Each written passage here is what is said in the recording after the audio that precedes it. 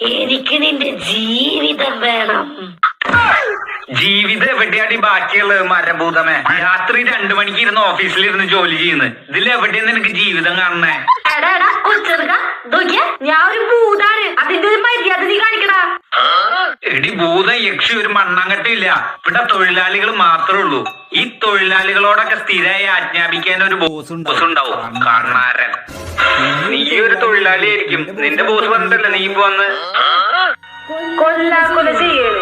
ദിവസം 10 പേരെ പേടിപ്പിച്ച് മൂത്രമൊഴിപ്പിക്കണമെന്ന്. അതാണ് ടാർഗറ്റ്. ഇത്ര നാളെ നൈറ്റ് ഷിഫ്റ്റ് ആയിരുന്നു. ഇപ്പൊ ഡേ ഷിഫ്റ്റും കൂടെ തന്നേക്കണ്. ഈ ഡേ ടൈമിൽ ആര് പ്രേതത്തിനെ കണ്ട് പേടിക്കാനാ?